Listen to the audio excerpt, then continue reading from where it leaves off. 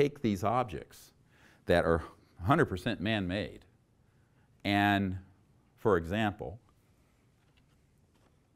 this boomerang flying object seen through around the Hudson Valley, I believe this one, and the Hudson Valley events and the reported up and down, I think it was 88, something like that. And people got right up underneath it. Look what's underneath. Can you see that? Little tubes and structures and grids and what have you. That's not extraterrestrial. That's man-made. Probably out of the Boeing Phantom Works out of Seattle. And they were just seeing what the public would do. So people were stopped on the freeway reporting it. Tens of thousands of people saw these. Silent. A little bit of a humming sound, like a transformer. 100% man-made. 100% fooled everyone looking at it. Thought it was E.T. This is what I'm saying. The false flag's already happened. But they've been beta testing the system with these kinds of events. Another one that was reported are the big flying triangles, 200-300 feet across. Remember these? Belgium, other places. Look underneath. So these have been reported, and they have a grid structure, very manufactured, very man-made. Silent, except for a little bit of a humming sound when you're close. Electromagnetogravitics, floats along. Now, here's another layer of confusion that I didn't get a chance to share this with Mr. Schratt. There are extraterrestrial objects that look like and approximate the man-made ones. Now, you want to get a little more confused. Consider that if there's an extraterrestrial event that happens, they will then put up a man-made one, and they'll hoax a man-made event piggybacking on an extraterrestrial one, just to really confuse the picture. And that's happened many, many times. And there's a plethora of these that are very strange looking. This is another one. You see the structure? It's reported in a case. Now, Mr. Schratt has collected the best eyewitness documents of these at close range from people, and then done models and drawings and what have you, and they're excellent. And these are all man-made. Now, to anyone who would casually see this, and then objects that were very similar to what was seen in the Phoenix lights, these sort of objects. You know, a fraction of a mile across. Also, can be, not always are, can be human man-made ones. If I'm confusing you, I apologize. But I think the nuance of this can't be lost anymore. We can't be simplistic and, frankly, stupid. And that's why when you have these wonderful, renditions that he's done. Here's another one I showed earlier. And this one. This is a wonderful. You can zoom in on this one because someone got up close enough to this to see the structure under this anti-gravity system. Man-made also. So there's an entire history of aerospace research and development that's now 62 years on, using technologies that are having to do with mass cancellation, anti-gravity.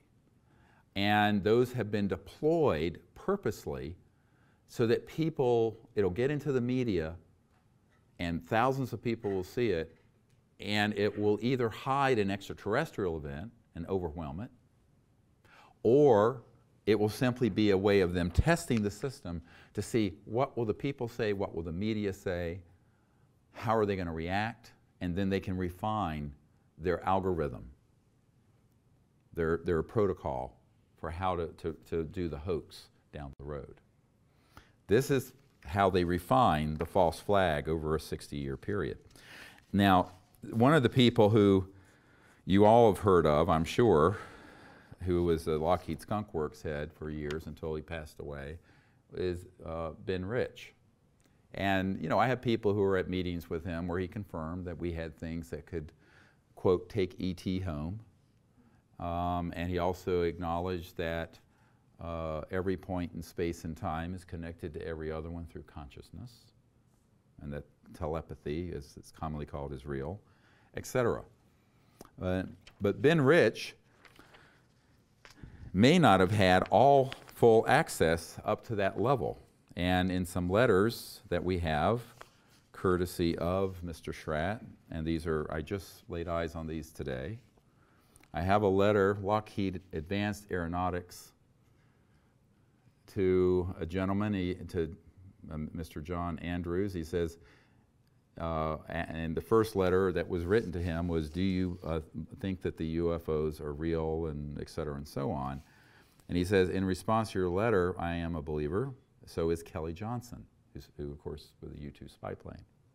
With regards to another gentleman's comment, I do not believe any Lockheed person could or would have made that commitment. Rest easy. Anyway, and it's signed Ben Rich, July 8, 1986. And so in this, the letter, he asked for a clarification. And he says, did you mean UFOs as in man-made or extraterrestrial?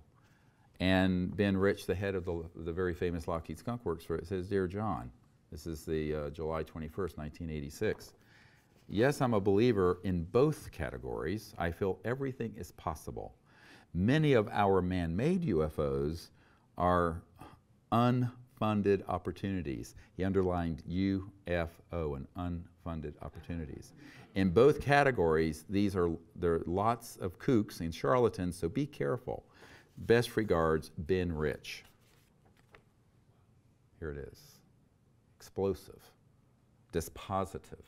Now, he, again, would not have had a complete all-access pass into every compartment, extraterrestrial and man-made, because the intelligence officer that we have recently interviewed confirmed that the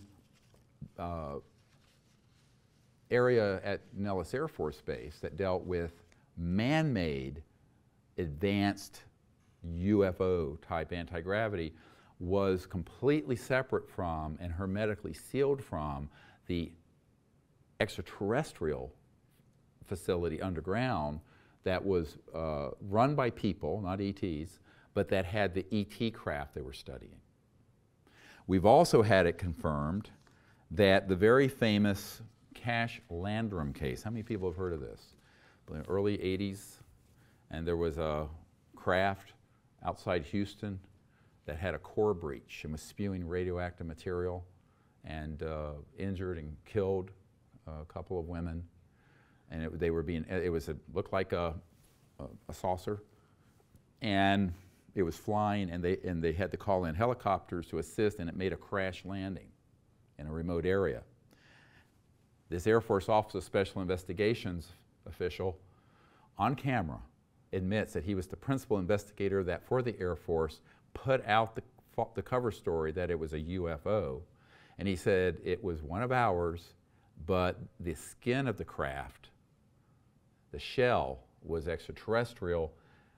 The power plant, which they had not been able to fully figure out, had a hybrid system that had a nuclear power component that had a filtering problem and a core breach and began to spew radioactivity on people. And this is on camera. This is a lieutenant colonel, name, rank, serial number. I'm telling you, this is going to be explosive, this movie, Unacknowledged. So what you need to understand is that the intelligence community is thrilled if the UFO community says, it was a UFO, it was all alien. When in reality, it's not that simple. It's both. Some of it's ET, some of it's man-made. Some of it's both. And the Cash Landrum crash case was both. So this understanding is key. Otherwise, everyone's going to assume anything that we don't understand that zips around is extraterrestrial. Moreover, anything that would come over and do an Independence Day attack, boom, is extraterrestrial, when it isn't. It is not. It is absolutely not. It's all a lie. It's the biggest hoax in human history, and you've got to wake up to this. So, and I think that one of the problems that we have is, and I remember in 1994, that time period was a devastating time for me. I was going to quit all this. It's too difficult. A man came to me and says, yes, you've discovered the truth. But guess what? No one's going to believe you. He says the truth is so much more bizarre than the lie that it hides itself. And he says for that reason, you will be discredited even though you're speaking the truth. He says, so just be prepared that if you talk about this, you will be discredited. And I said, I understand that, but do you not warn the public of something like this? If we had known that we had hoaxed the Gulf of Tonkin, and could we have avoided Vietnam? If we had known about 9/11 in advance, or the hoaxing of the weapons of mass destruction materials about Iraq, could we have avoided that disaster? This is my dilemma. So, you know, if I speak the truth, I'm discredited and hated. If I don't speak the truth, I carry a heavy, heavy burden. So, you know, I'd rather speak the truth even if people hate it. Now, here's another object that's been seen. Very unusual, very detailed, excellent rendition that Mr. Schrad has done. Man-made, very advanced. I suspect would deceive almost everyone who saw it. And this is the Hudson Valley boomerang shape, probably out of the Boeing Phantom Works. And tens of thousands of people saw this, by the way. The ones who were close enough to it could see actually the structure and the girds and the struts and the infrastructure of the craft. Well, interstellar vehicles don't have that. So here's a little tip. The ET objects are seamless, have no parts like that, and have a completely different quality to them because they are interstellar and transdimensional. Because they go beyond the speed of light and they are manufactured in a way that is completely different. So listen very carefully because I'm going to blow your minds, if I haven't already. And I know this is a lot of information in an hour. But listen carefully. Your life will depend on it. And those folks in Washington and Moscow listening, listen very carefully. Interstellar vehicles do not manufacture the way we do. So like if you're going to make one of these, you're going to dig up the materials, put it through a mold, rivet it together, have plates and struts and parts, right? But it's got a power plant on it that's electromagnetic-gravitic, mass cancellation, it floats, it's silent, looks and sounds like a UFO, and it could be a saucer, it could be any shape. They can make them in any shape. An interstellar vehicle is not manufactured that way. So I don't want to lose everyone with a lot of jargon here, but if you can for a moment, you've heard of 3D printing? Imagine if you did 3D printing, but from another dimension. Think about that for just a minute.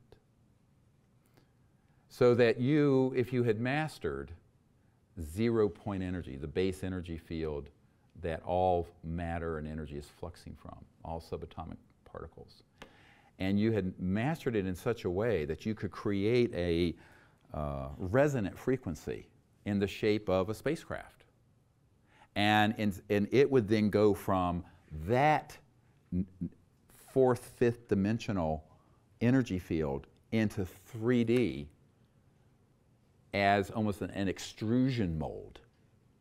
Does this make sense? And where it would materialize in that perfect form. It wasn't something that was put together by digging up those minerals, melting them, smelting them, and riveting them together. This is why they do not have those kind of moving parts and seams. They are seamless. Very important data point for those of you who will have a close encounter with a man-made object versus a close encounter with an extraterrestrial object. I'm trying to give you a little tutorial here. And I'll take it one step further. When they have retrieved extraterrestrial objects and they've done the assays, the metallurgical studies and atomic studies, the material is so pure that even in the vacuum of space, we could not create it with any known human technologies, because it's being created transdimensionally using these sort of electronic fields that cause matter to be aggregated, if you will, out of thin air, out of space. Because everything, space is not empty. The majority of the cosmos, black energy, black, dark matter, et cetera, and so on, you can aggregate the subatomic, atomic, and molecular structure for any element or any matter or any complex molecule and materialize it. Does this make sense? It is a known science in the very high end of the intelligence community. Now we're talking about something which the guys I know at the CIA call WSFM, weird science and frickin' magic. And that is what they call it. Now, my uncle worked for Northrop Grumman on the lunar module, landed on the moon. And I talked to an engineer there not long ago, and he said, yes, we just call it PFM. And excuse my language, pure fucking magic. And he says that's what they call it. He was an aerospace engineer. And so when you begin to deal with these sort of very advanced technologies, there are grades of it. So there's man-made anti-grav, there's man-made anti-gravity systems that have been hybridized studying extraterrestrial materials, a notch up. Then you have the purely extraterrestrial objects, which are a quantum leap beyond. Now, since Ben Rich died in 1995, and he made those comments, in the last 21 years, trillions of dollars have been spent on this, and some of the most brilliant minds in the world have worked on it. And some of these gentlemen I know, scientists, and they've worked in the Cube, as it's called, up there at the Skunk Works underground, not far from Palmdale. And in the Cube, they've done things that are now transdimensional. So now they have the ability to hoax events that really, even more so, look extraterrestrial, but are man-made. Very dangerous business. Now, this is why the President-elect and the Congress and the National Military Command Center and the Director of the CIA and the Secretary of Defense and the generals on the Joint Chiefs of Staff, most of whom will never be read into what I'm sharing, need to know this. They have a need to know. And so do you, the public, so you're not fooled. Don't be fooled again. And Mr. Putin needs to know this, because there is a group that has malice aforethought and has planned to launch these assets in a way that would look like 100% like an attack on our planet or on human assets, calling it alien when it's being run by people. I call it the Wizard of Oz. So you have these guys, it's like the Wizard of Oz, remember at the end, they pull the curtain back and there's this old crudmudgeon pulling all the levers, scaring the hell out of Dorothy. And this is I call it the Wizard of Oz effect. But it's very sophisticated, and we should not underestimate their capacity. Back some years ago, I hosted in Washington, prior to the National Press Club event in 2001, a private briefing for Congress that was at the Westin Hotel in Georgetown. And there were a number of people there and chairmen of committees.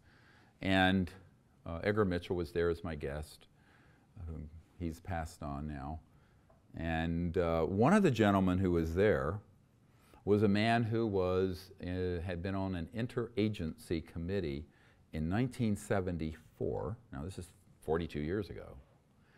And the testimony he was going to provide to those members of Congress and other people, there was a science advisor for Vice President Al Gore there, all kinds of folks, was that we had this capability I'm telling you about today in November of 2016, and that all they would have to do is push a button, boom, and the entire event would roll out.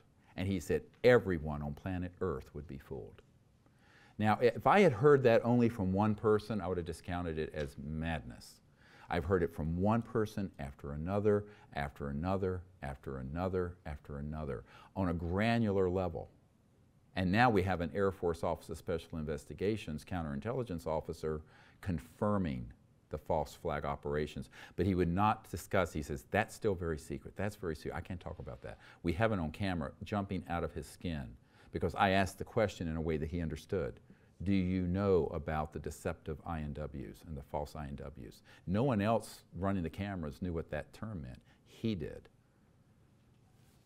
This is in the film. Now, what happens then when you have a black operation that is so secretive that they could pull off a stunt like this? It means they could stampede the entire world into an Independence Day, like the movie, event. Has this already been beta tested? Yes. So they beta tested and have been testing on the public sightings that are man-made UFOs, often piggybacking on sightings of actual ET craft so that people are confused, don't have any discernment. They've also been involved in using first the stagecraft of little people, and I mean no offense to short people. I know sometimes people get prickly when I talk about this, I'm 6'4", but special operations folks who are under 5 feet and with certain makeup and masks on these anti-gravities who would go then and abduct people. So there have been abduction squads, which are also confirmed by this Air Force intelligence officer, that have been operative for decades. And when it has suited the intelligence community, they have engaged in human abductions that 100% fool those poor victims who really think they were abducted by an ET. And they weren't, but it sure looks like it. Now there are two modalities used here. The aircraft itself, which is an anti-grav. The stagecraft initially were special operations personnel who now they have robotic ones that look actually like certain species of ETs, extraterrestrial biological entities in the EBINs. But they're man-made. I know several people who worked on making these creatures, and they've been called programmed life forms. But they have integrated circuits in their neural complex. They're 100% man-made. But they would fake, they would absolutely fool 99.999999 to out to 100 decimal points. Anyone in the public that it was extraterrestrial. Those are fully operational, have been for decades. The early ones were these more clumsy attempts. It's also done in association with electromagnetic weapon systems that alter awareness, can make you black out, and also certain chemicals, drugs, canisters that will be thrown and the person will then pass out, have no memory of what happened, and then awaken with this other event happen, having been abducted by an extraterrestrial. A lot of people have said, oh, Dr. Greer says no one's ever been abducted. I said, yeah, they have. And they attempted to abduct me out of my hotel room at the St. Moritz Hotel in July of 1994 when I met with Prince Hans Adam von Liechtenstein. So I'm one of those victims. I know what they're capable of. The difference with me is that I knew what it was.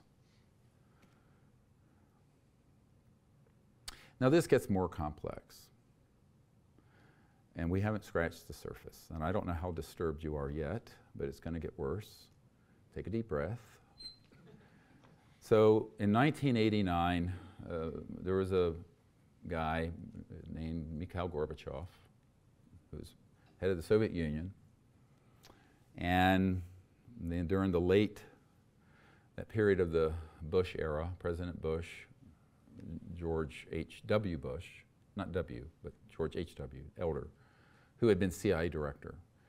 And he was a mid-level person on this MAGIC committee, Majority Intelligence Committee, or Majestic. And he and Gorbachev and Paris de Cuellar, who is the Secretary General of the United Nations, and others were planning to disclose that we weren't alone in an event, a disclosure event. In November of 1989, Perez de Cuellar was abducted out of his motorcade at about 3 a.m. in New York City by aliens. Now, I put in parentheses aliens, meaning human assets. And he was taken and on board this human-controlled abduction event and told that if he were to continue with that plan, that the aliens would abduct everyone involved, including the President of the United States. And Prince Hans Adam von Liechtenstein told me this personally because he was personal friends with Perez de Cuellar, the UN Secretary General. And the Crown Prince of Liechtenstein said to me, "This is why I don't believe you'll be successful at disclosing the extraterrestrial presence." And I just smiled and I said, "Well, I believe you have it backwards." And he did not know, this was in July of 1994, of the ability of the intelligence community to set up a hoax of someone like a world figure, political figure like the head of the United Nations. That actually happened. Now, because of that, Gorbachev, Bush Sr., the president, Perez de Cuellar, and others involved canceled the plans to let the public know we weren't alone, because they were concerned that, and I was told, and I'm quoting by Prince Hans von Liechtenstein, that this blew up like an atomic bomb in the Bush White House, and they said, we're staying out of this now. And ever since then, no one in that office has wanted to deal with this, because they don't know what's ET and now what's human. And the stagecraft and the ability to interfere with plans by people who are congressmen or UN secretary generals or presidents is so great that none of them want to risk that happening to them. Because in those elite circles, trust me, because have been in meetings, those folks don't want that to happen to them. Or worse. This is why, you know, when I got this information to President Bill Clinton via his CIA director, 2 months or a month later, a very good friend of the Clinton family came to my home and said, well, they really support what you're recommending, but they're afraid that if President Clinton does this, he will end up like Jack Kennedy. And I laughed. I thought he was joking. And he says, what are you laughing at? I'm being serious. This guy was a jokester, sort of bag man for the Democratic Party, fundraiser. And I said, well, if that's true, we really are in trouble. Now that was in January 1994. And you can see why between December of 1993 and the summer of 1994, I was canceling my involvement in this subject. I had to be begged to stay in it, because this is very difficult. So this is how long I've known this. So I think that my problem, personally, and I'm saying it as a man, one fallible human, is who do I share this with, and when, and what detail? I am only scratching the surface. And because of what has been happening with the WikiLeaks, with John Podesta's emails about UFOs, the New York Times reporting on Hillary's interest in it, which this was a red line subject, the mainstream media starting to report it, they are being unleashed. To me, there are signs out there that this false flag hoaxing of an attack on the planet is closer than it's been in 22 years that I've been involved. Now, the gentleman who had this story to tell and who was an official on the interagency committee dealing with this specifically, who was going to testify in front of these members of Congress at that private meeting I set up in 1997, he told me that this was the most difficult thing he'd ever done, because he felt like he was betraying some of his brothers in the intelligence community, but he felt the world needed to know. That night, he was sequestered out of the Westin Hotel, by people who he had worked with back in the 70s and taken to an undisclosed location out in Virginia, and he never returned, and we've never heard from him since. He left a note under my assistant's door, Sherry Adamak, saying that I have to leave. The people who I've worked with are begging me not to go forward with this testimony, and they are begging for time for them to get this under control and stand it down. Unfortunately, I do not think he succeeded. I think these rogue elements have prevailed since 1997. It's almost 20 years later. And for that reason, we are in mortal danger of being deceived by this. Now, am I saying that all people who have had contact with ETs have been abducted by humans? No.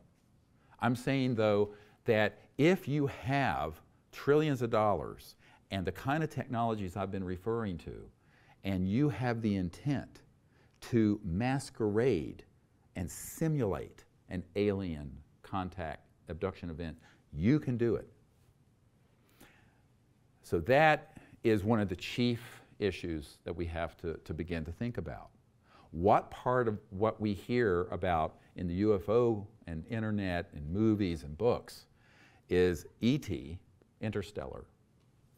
What part is counterintelligence and propaganda and conditioning events by the intelligence community and by the deep, deep, deep, darkest parts of this rogue community that have betrayed the United States and every other country on earth? Well, I'm telling you that their stagecraft, as they call it, is so good that there are very few people who would not be deceived by it. Which means that we have to approach every account we hear, every event that happens, with extraordinary, scrupulous skepticism. And we are not being skeptical enough. Now, I know I'm building a very long bridge for you to go over, and I apologize for that. And it's not my fault that you've been lied to for 70 years. As I was preparing to come here, my sort of gut check on this is that what is the right thing for me to do? And that is to send up a call, like Paul Revere. The British are coming. Well, the British are fine now, but this is coming. And let's not get fooled again. Now, I want to talk about another level of this, and this is a more complex one than what I've shared. And that is the electromagnetic systems, human-controlled, that affect consciousness and the human experience. Back in 1994, I met a man who headed up a research and development effort in the 50s. And he had developed an electronic system so that you could put on a headset and alter anyone, not a trained psychic, but anyone, so that they could remote view through consciousness the field of mind any place on earth. He offered this system to me as the director of CSETI, the Center for the Study of Extraterrestrial Intelligence, because our prime mission is to create a time of universal peace and open contact. And we use remote viewing, but we use the more innate capability, meditative faculties, as you probably know. And I said, no, I don't want that, because that's going to lend itself to being misused. And he says, you're very wise. It has been misused. So after he developed it, the CIA set up a front company, I believe he called it Alphametric Corporation, that bought this technology and then took it in subterranean and has been developing it ever since. So he said, you know, we developed this so well that we can target somebody with an electromagnetic field that has embedded in it like a script or a hologram or a series of experiences, like a lucid dream. And that person will believe it's real, and it'll be indistinguishable from reality. And I am quoting now from this senior scientist. He said, it is so good that if we want you to have a personal conversation with your personal God, Jesus, Muhammad, Buddha, whoever it is, you'll have it, you will think it's real, and you will absolutely pass a lie detector test that it happened. That's how good it is. Now that was fully operational in 1956, 60 years ago. So now you combine that with the conventional stuff like MK Ultra. Everybody know the song. Muse, the rock group did a song called MK Ultra. But the MK Ultra stands for mind control, K like German control. And it was acknowledged CIA program. It came out during the Senator Church hearings back some years ago in the 70s, I believe. And they were using, what they acknowledged through those hearings was they were using LSD and other things to do mind control. The part of it that did not get acknowledged in the church hearings on Capitol Hill is what I'm discussing now. That was kept secret. And that's the electromagnetic systems. Some people call these radionic and psychotronic systems that can affect consciousness. They can also affect biological systems. They can induce cancers. They can induce heart attacks. They can do a lot of nasty stuff with these weapons. And they have. So just you be aware that that level, this is now going into a deeper level of operational capability than, let's say, these anti-gravity craft. Because now you combine this with chemical hallucinogenic systems, electromagnetic mind-altering targeting systems, the stagecraft or program life forms, or small people who are made up to look like an ET, and boy, can you fool a lot of folks. So this that I'm talking about right now, I was pulled aside by someone and said, if you continue to talk about this, you are putting your life in peril. We're going to not tolerate it. Now that was in 1994 also, because this is the deepest part of the secrecy around this subject. Nobody wants to talk about it. No one wants to acknowledge it. If you do talk about it, they think you're wearing a tinfoil hat. And you know, you're going to get ridiculed, you're going to be debunked, and the UFO believers are going to hate you because they've bought into certain paradigms of us versus them and all this stuff that's in the pop culture and internet and movies and documentaries, and it's all a hoax. And the intelligence community is going to hate you. The public can't get their mind around it. It's a lose-lose-lose situation for a gentleman like myself. And, but I still feel compelled that you need to know the truth. A few people need to hear this who can be prime movers and help us. We're running out of time. And I think that this is why when I first got involved with this, I was early on, and I want to set the record straight on this, invited out to Lawrence Rockefeller's ranch out in the Tetons. And unfortunately, people call this the Rockefeller Initiative and this and that. What it was, and you can look this up online, it was Project Starlight. And Project Starlight I started in 1993 to put together people who would be whistleblowers and military witnesses and put the best available evidence together to get to the President and members of Congress to let them know about this. Now, Lawrence Rockefeller and I had a very private discussion on his deck that one of the nights we were all gathered out there. And I asked him, I said we need someone like you to lead this up. I have 4 young children and I'm full-time in an emergency department taking care of life and death things 60, 80 hours a week. I really don't have time to do this. And he said, no, I won't do it. You have to do it. And I said, are you out of your mind? I'm a country doctor in North Carolina, rambling around in an ER. And I said, this is not something I should be doing. You're a Rockefeller. And I literally said, look, Lawrence, you're old, you're rich, and you're a Rockefeller. Just like that. And I'm very blunt. And one of my uncharming aspects, I'm very direct. But he said, no, my family, referring to David Rockefeller, his brother, who was head of Chase Manhattan Bank, who's part of this cabal, and his nephew, Jay Rockefeller, who was chairman of the Senate Intelligence Committee, also a member of the cabal, are jumping up and down on my nuts. And I'll just say that's what he said. Now, other times I've said my toes, but that's what he said.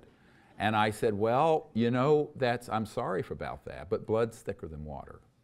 And he wouldn't do it. So he's played a support role, and we began to organize this effort.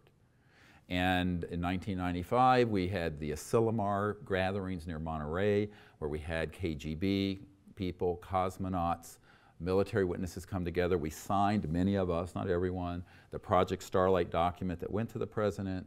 The Associated Press sued. It got released. It's on the website. Go see it. This is all a matter of public record. But what Lawrence Rockefeller said to me is that not only was his family upset, but it was too dangerous for him to do. And he begged me to just go ahead and do it.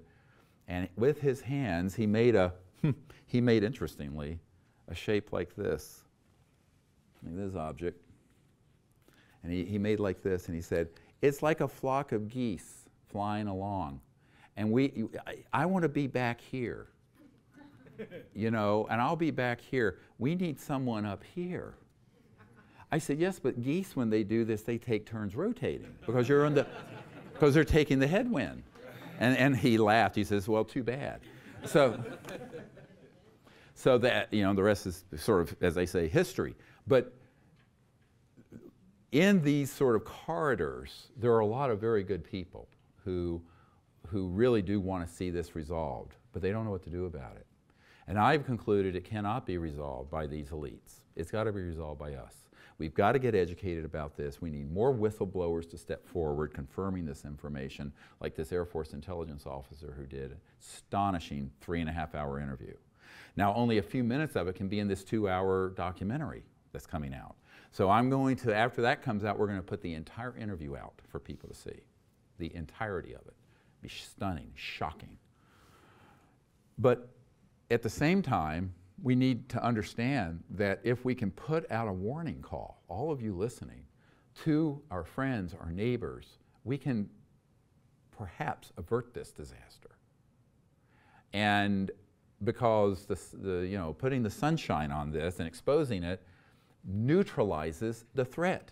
There's no element of surprise if we come out with information, and more people do, like Mr. Schratt, showing what these aircraft that men are making at the Skunk Works and at Northrop and at Boeing are, and what their capabilities are. But we also need more people like these whistleblowers. Now, there's a whole group of people.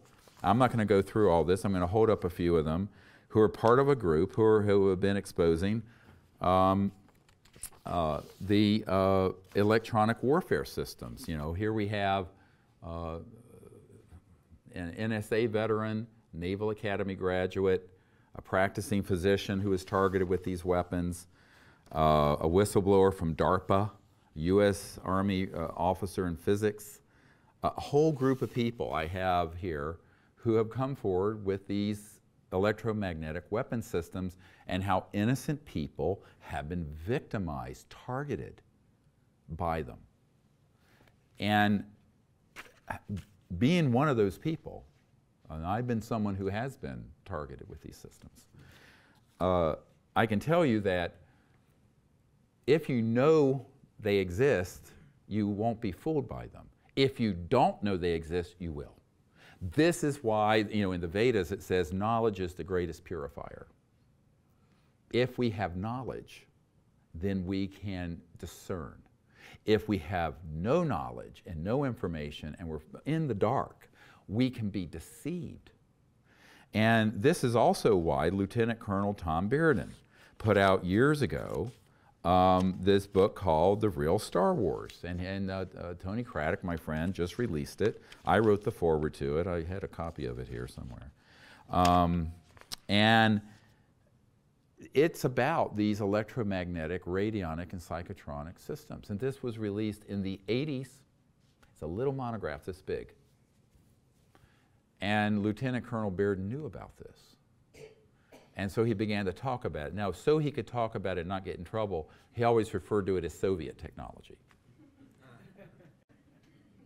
That was just a ruse. He had to. He had to, because he had very top secret clearances. But this information's been out for decades, but it's sort of hidden in plain sight. What I want to do is connect these dots to folks so that you understand that, yes, there are extraterrestrial civilizations. They're very concerned with what's happening on this planet.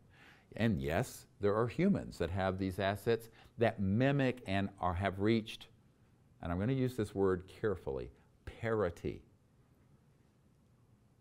near equivalence with what an appearance would be of an extraterrestrial vehicle, because they have become more and more and more refined over the decades, up to and including very powerful electromagnetic systems that are transdimensional, can materialize things, if you go to Dugway Proving Grounds near Salt Lake City, near Provo, there are things going on there that look 100% ET, but they're not extraterrestrial, they're alien. They're man-made. But it's incredibly well-defined, well-developed. With that knowledge, maybe we will have discernment. And with that knowledge and discernment, maybe we won't be fooled again. This is my hope and my prayer. And if we don't get discernment, we're going to be sitting ducks, much more so than we were on 9/11. And I think that this is why, in my opinion, we have all have the responsibility to share this seminar and this information with the public, with everyone we know, as far-fetched as it may seem. Now, one of the things that I've wondered in my own mind is, to what extent there have been people who are embedded in our society, who have had these scripted experiences and are sharing information that they believe to be true, but that have been completely scripted. Now, this is going to be very difficult for me to talk about. I don't like talking about personalities. You'll find that in the history of my entire career, I talk about issues and information and not people. But with that said, I want to talk about a gentleman who I knew quite well, who's passed away, named Dr. Fred Bell. Anybody ever heard of him? A few people. Interesting character. So Dr. Bell, the name sound familiar? Bell, Alexander Graham Bell, descendant of Alexander Graham Bell. And he, in the disclosure material, is one of the only a couple people who aren't named name, rank, and serial number. And I will tell you now, first time I've ever shared this, why he's not named. He shared information very important, but I had to be very careful of what I included. Now, this gets into the sort of unique responsibility I have in this regard. And he had been given over to the MK Ultra program at the agency at birth, as a very, literally at birth, to the intelligence community, to be programmed as sort of a genius in aerospace and technology, and to work inside the system as sort of a electronically, psychotronically controlled slave. Now, that's how I would put it. Now, his parents did this with knowledge of forethought. How anyone can do this to a child, I don't know. But he was. And I was at his home and saw his badges from Hughes aircraft, from the anti-gravity chamber that Hughes had, from all the different contractors and things he had worked on. And he had gotten, and actually had met Werner von Braun also. And his specialty, what they had trained him to do, was to develop weapon systems that would target, hit, and knock down extraterrestrial vehicles when they came out of transdimensional space time into 3D. Now, I don't want to get too techie here again, but when you're going from the Andromeda galaxy, 2.5 million light years from here, to Earth, you're not going at the speed of light. It'd take you 2.5 million years to get here. That's what a light year is. It's the distance light goes in a year. So it'd take you 5 million years to go back and forth at the speed of light. Never mind the space shuttle or some piece of junk like the rockets and jets. So if you are an interstellar civilization, you are by definition transdimensional, because you're going to go through the crossing point of light, you're going to cross into these other dimensions, and then in point A and point B, 2.5 million light years distance, Andromeda galaxy, Earth, then is here, because you're bypassing linear space-time. Does it make sense? And you can do this through teleportation resonance systems. Anyway, so, which, by the way, we started experimenting also with in the 50s, and were able to perfect. In fact, even before then, the so-called Philadelphia experiment, which didn't happen in Philadelphia, is another long story, I won't get into the weeds here, was in the 40s. So these electronics were being experimented with humans, but interstellar civilizations perfected this many, many, many millions of years ago. Some of them are certainly hundreds of thousands of years ago. Now what that means is that as they then come into near Earth or materialize in our solar system, at that point they're trackable in the Deep Space Network, out of NORAD and other facilities, and Alpha satellites. As they approach Earth, then they can be targeted with these electronic scalar systems and hit.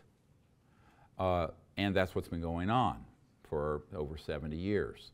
This is an existential threat to Earth. Now, I have personal, detailed knowledge, and so did Dr. Bell.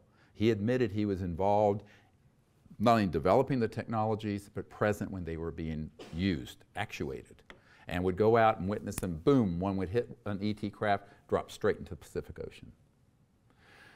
1965. 51 years ago.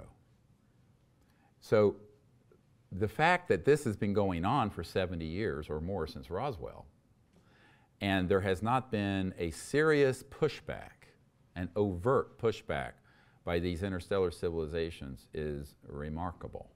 I doubt we would have behaved similarly. And this is why I say to people, I think you should be much less concerned about the extraterrestrial civilizations than the human. And if you want to know where the problem is, go find a mirror and look in it right now. But Dr. Bell, when he was discussing this, also would then tell me about these electronic systems that he was put through in MKUltra, where he had experiences that were transdimensional in consciousness, he thought were real, with beings and civilizations that were horrific, horrible. And that's how they taught him to hate the aliens. So whenever he would, that's how they got him to be enthusiastic about the science, because he had these experiences with these aliens. It was all a scripted psychotronic hologram.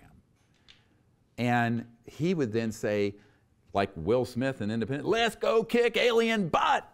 And he'd go out there, and when he would they would hit one of these ET craft and it would fall down, he would just jump up and down with joy. We killed another one of the bastards. And I'd sit in his home as he related these things and went, whoa, boy, this is very dangerous stuff. You're dealing with civilizations that have been visiting us on Earth for, dare I say, millions of years. Ancient aliens, anyone? But yes, I mean, we've never been alone. And suddenly we're doing atomic weapons and the nuclear weapons and these scalar weapons and all this other stuff. And they have not pushed back yet. What does that say? It's almost a Gandhi-esque restraint. You know, when Gandhi was shot by the guy who assassinated him, he turned and blessed them and fell. the last thing he did was bless the person in a Christ-like act of forgiveness.